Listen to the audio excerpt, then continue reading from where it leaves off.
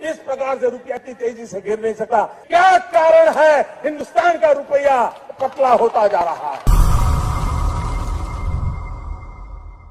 ये वीडियो सुना आपने, प्रधानमंत्री का ये वीडियो सोशल मीडिया पर वायरल है। वो जब कह रहे थे कि रुपया जब गिरता है तो किसी देश का साख गिरता है, प्रधानमंत्री का साख गिरता है, बांग्लादेश और पाकिस्तान का रुपया नहीं क्यों गिर रहा है? सोचिए, आज लगभग 81 रुपए, लगभग कह रहा हूं मैं, 80 रुपए 73 पैसे डॉलर की कीमत हो गई है। प्रधानमंत्री का ये भाषण तब का है जब वो गुजरात के मुख्यमंत्री हुआ करते थे और सोशल मीडिया पर ये वायरल हो रहा है। आज तो खुदाई जारी है। सोचिए, टीवी अखबार ने सरेंडर कर दिया है, लेकिन प्रधानमंत्री की वो पुराने बाइटें, वो पुराना वीडियो, वो पुराना बयान ही उनकी पोल खोलने के लिए काफ़ी है। नमस्कार, मैं शंभू कुमार सिंह और आप देख रहे हैं नेशनल दस्तक। वो तमाम बड़ी खबरें जो अभी तक सोशल मीडिया पर वायरल है, एक साथ मैं लेकर आया हूँ। आज रुपए की कीमत जिस तरह से अपने रिकॉर्ड स्तर पर पहुँच गई है, 80.73। सोचिए, सुधीर चौधरी, तमाम पत्रकार आपको समझा देगा कि रुपए का गिरना ज़्यादा अच्छा है। जो लोग डॉलर में कमाते हैं उनके लिए फ़ायदा है, लेकिन ये समझाएंगे नहीं कि जो लोग डॉलर में सामान खरीदते हैं उनके लिए कितना महंगा है। तो टीवी अखबार को ये टास्क दिया गया है कि आप सही को गलत और गलत को सही साबित कर दे। एक दूसरा वीडियो भी बहुत ज़्यादा वायरल हो रहा है, ये भी प्रधानमंत्री का ही है। मुद्दा वही है, डॉलर। तो सोचिए, जो आदमी मुख्यमंत्री था गुजरात का, जब वो प्रधानमंत्री बनना चाहते थे तो जिन जिन मुद्दों पर वो बोलते थे, महंगाई आज क्या स्थिति है, डॉलर आज क्या स्थिति है, देश की आंतरिक सुरक्षा आज क्या स्थिति है, सीमा की सुरक्षा आज क्या स्थिति है, लेकिन इस देश का टीवी और अखबार शायद ही ये सवाल पूछे और प्राइम टाइम डिबेट हो। दरअसल टीवी अखबार ने ठेका ले रखा है सरकार का, और वो सरकार के प्रवक्ता हैं, उनका जनता से कोई लेना देना नहीं है। लेकिन वो तो सोशल मीडिया है जो एक एक गलतियों को पकड़ रहा है, खुदाई चल रही है। तो गुरप्रीत गैरीवालिया ने शेयर किया है कि 2013 वाले मोदी जी कितने अच्छे थे, उनको डॉलर की कितनी चिंता थी, उनको रुपए की कितनी चिंता थी, उनको देश की कितनी चिंता थी। आप कभी सोचिएगा, ये वीडियो प्रधानमंत्री बहुत सोशल मीडिया के फ़ैन हैं, उनके पास भी तो जाता होगा, मन महसूस कर रह जाते होंगे बेचारे। चलिए, कोई नहीं, दूसरा सोशल वीडियो देखिए।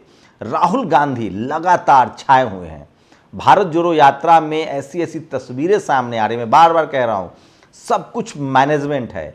मतलब बीजेपी ने मीडिया मैनेजमेंट का खेल सबको सिखा दिया है, चाहे वो अब कांग्रेस हो, आम आदमी पार्टी हो, और अब तो नीतीश कुमार जी भी सीख गए हैं। 4000 लोगों को नौकरी मिल रही थी, उसका भी वीडियो बनाया गया है। खैर चलिए, नौकरी तो मिली। तेजस्वी यादव का ये वीडियो सुनिए, सबसे ज़्यादा सोशल मीडिया पर वायरल है। उन्होंने कहा है कि आरजेडी के बैनर पर संत शिरोमणि रविदास महाराज और कबीर की भी तस्वीर होगी। बाबा साहब वहाँ पहले से हैं, फूले पेरियार अंबेडकर पहले से हैं, कर्पूरी ठाकुर पहले से हैं, अब संत शिरोमणि रविदास और कबीर की भी तस्वीरें होंगी। और उसने, तेजस्वी यादव ने एक और बात कही है, ये वीडियो एक बार सुन लीजिए। लालू जी कभी भी सांप्रदायिक शक्तियों के सामने घुटना इन्होंने नहीं टेका, ना डरे, क्योंकि जो डरेगा वो मरेगा और जो लड़ेगा वो जीतेगा। जो जीतता वही है जो बिना डरे फिरकापरस्त ताकतों से लड़ता है। गरीब और जरूरतमंदों की हम मदद करेंगे। कल लालू यादव ने साफ साफ कहा कि न वो कभी समझौता किए हैं न करेंगे, जेल भी खटाए हैं। अब इस देश पर राज होगा बहुजनों का। एक और वीडियो देखिए। कांग्रेस पार्टी, मैं बार बार कहता हूं कि कांग्रेस कई बार वही सारी गलतियां दोहराती है जो बीजेपी करती है।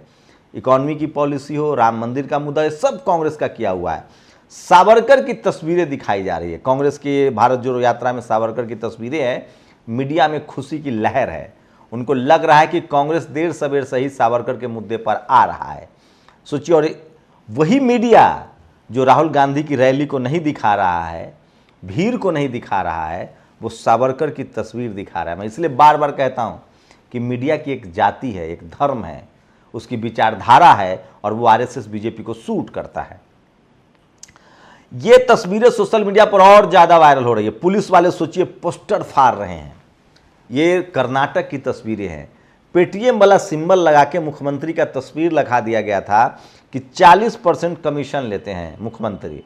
अब पुलिस के जरिए उसको हटाया जा रहा है। मतलब भारत में आप राजनीति भी नहीं कर सकते हैं।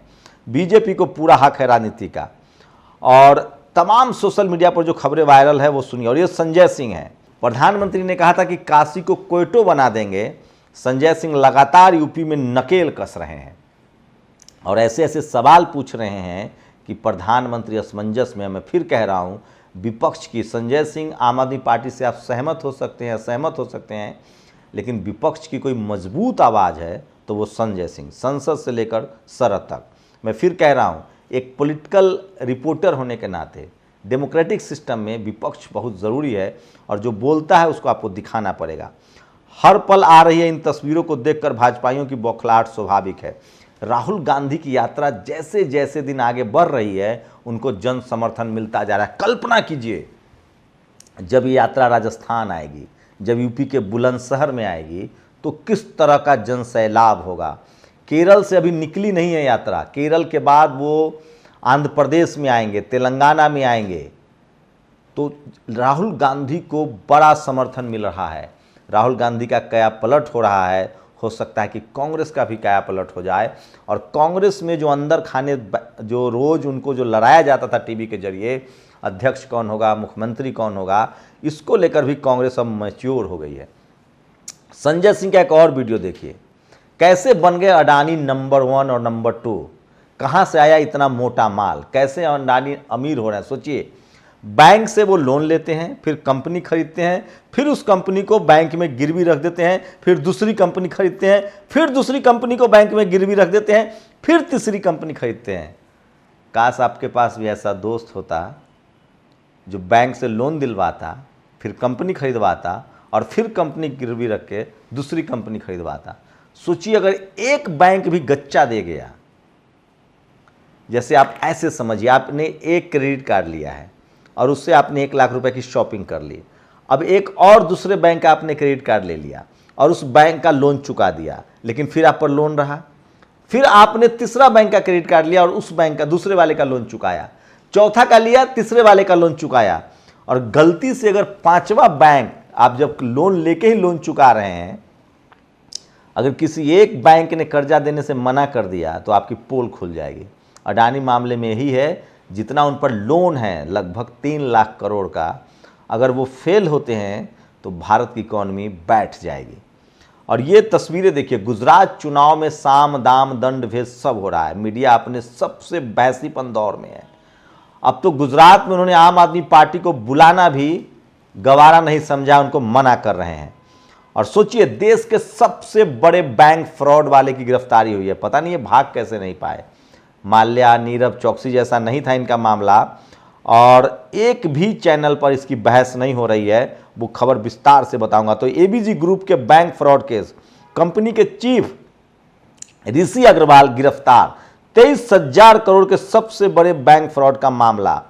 आप सोचिए, कोई इस जगह मेहता, कोई महतो, कोई जाटव, कोई गौतम, कोई मतलब कोई SC ST OBC माइनॉरिटी का आदमी होता, इतना बड़ा फ्रॉड, तो उसकी पूरी कम्युनिटी को बदनाम कर दिया जाता।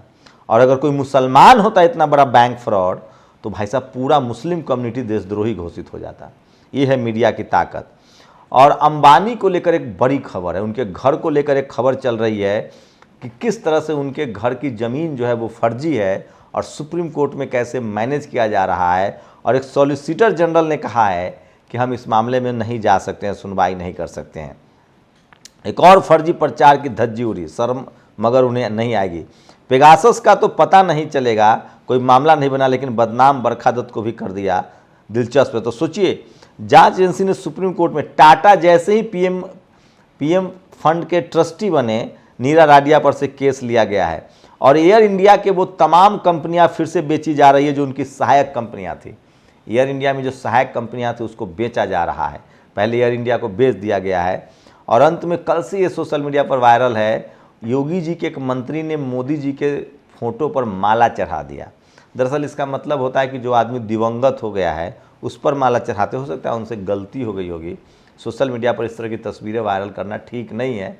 हमारे प्रधानमंत्री 200 साल जिए, 500 साल जिए, बहुत यशस्वी हों। सवाल मुद्दों का है, व्यक्तिगत नहीं है। आप लोग अपनी प्रतिक्रिया जरूर दीजिए। क्या डॉलर की बढ़ती कीमतों के लिए कौन जिम्मेदार है?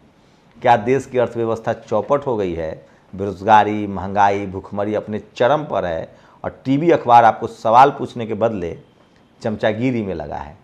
अपनी प्रतिक्रिया जरूर दीजिए। शुक्रिया।